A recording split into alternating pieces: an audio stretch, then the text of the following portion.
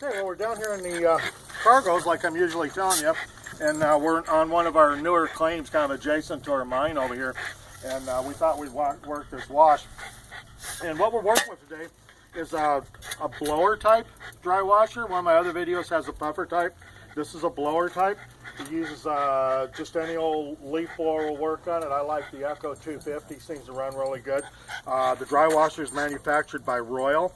Robert up at Royal makes a heck of a product. It's all aircraft grade aluminum, pop riveted all over the place. Wherever there's a stress point on pieces of metal come together, joints and stuff, he puts a washer behind it for extra strength, durability. This thing will last you a long time. The thing's extremely efficient. I've run a lot of dry washers, a lot of blower type dry washers. They all work good. I just really like the efficiency of this. Usually on a blower type dry washer, you'll have to run maybe half, 3/4 volume on the throttle on the leaf blower. This guy here, what we found out works terrific on, is just barely off of idle. The sand we're running today has just got a tremendous amount of black sand, a lot of little pebbles. We've been classifying down to a 1/4 inch, so we don't have to deal with the big rocks and having the tailings back here behind it. I like classifying to a 1/4 inch. It makes the dry washer run a little bit smoother. When you run a 1/4 inch, you can shut your metering gate down a little bit, so you can just shovel the heck out of the hopper and it meters it down here. You don't have to classify. You could just shovel right into this, have another rock pile here, but it's like 3/8 by 1/2 inch expanded steel, so you get bigger rocks. They'll tend to clog up a little bit on a smaller metering, so you have to kind of be careful when you're shoveling enough to overload it. If you meter it down a little bit and classify it a 1/4 inch, you can just shovel to your heart's content. And I just run the heck out of this thing when we're doing it. We've already ran 5 or 6 buckets of classified out of our bank over here. We've been digging a hole. We tried over here a little earlier, didn't do any good. We moved back here. It's a little more gravelly. Things have been working really good.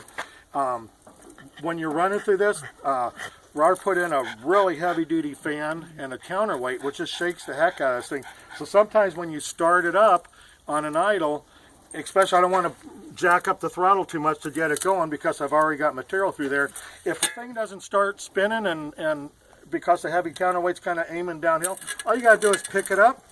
It'll start vibrating, and then you're in business. We'll go ahead and get this thing running, and we're just going to run about another 1/2 bucket, and then we'll do a clean out, and I'll show you how easy that is on this. So.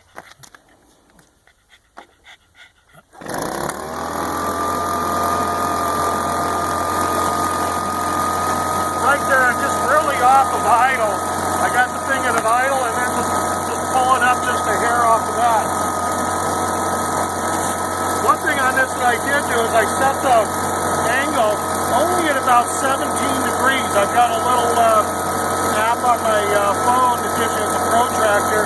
I run it pretty flat. It keeps the material in there a little bit longer, 15, 17, no more than 20 degrees. It seems to run the best on it. We'll start shoveling some in here.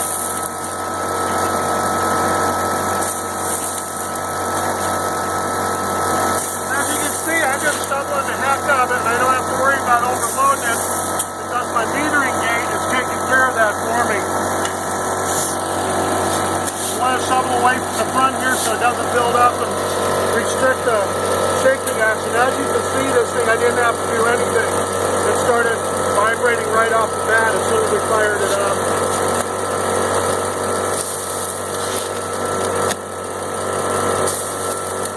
I can run a bucket through this in under 2 minutes.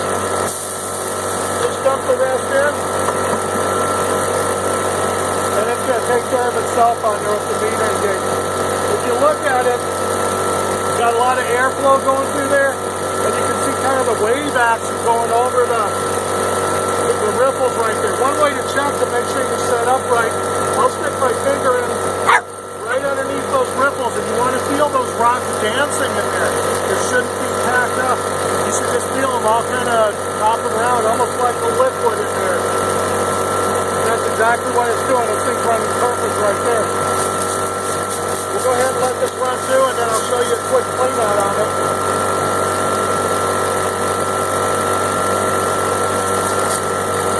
We got to call maybe another 1/2 shovel through in there.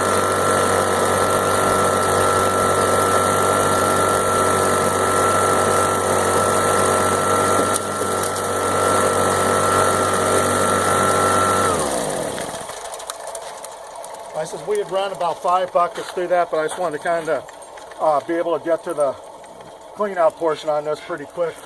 I'm just going to dump this into a homey bucket here. Shovel some of our tailings away. I know some guys will rerun their tailings. I will if it's a little damp, which is really nice on this dry washer. It's so efficient that if it is a little bit damp and the dirt's not 100% dry, what I'll do is I'll take that thing and I'll crank it up. I'll run my dirt through it really quick. I'll just open that gate up and run it through, and I'll run it into a little mixing, a mortar tub, plaster tub, where they call them. You get them in Home Depot, and I'll pull those off to the side. You run it through a second time. That first time you run it through, it's dry. I won't even worry about it clean out the first time, but that's a good way to dry damp dirt, because it needs to be perfectly dry when you're running a dry washer, hence the word dry washer. If it's damp, you'll kind of lose gold over it. So the way you clean this guy out, just have your bucket down here. It just pops up. I carry a little brush with me, brush off some of the ripples right there.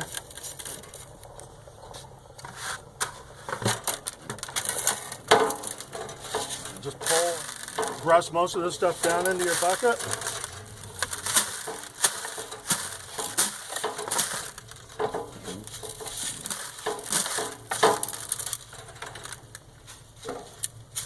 I like to get all those little rocks out of the way of where the tray slides in the top, so you're not fighting those when you go to put it back in. Now you can pull the tray out for a clean out if you want, or just do what I'm doing here.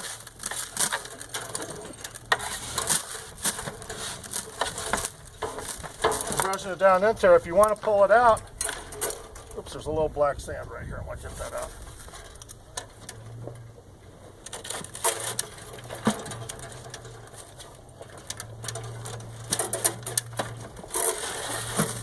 That's it, you're done. You can see the fan and the counterweight inside here, how well that thing works. When you're ready to start back up, just take your tray. I like to brush off the ridges here, get any rocks and stuff out of the way that were in there. You don't want them jamming up on top.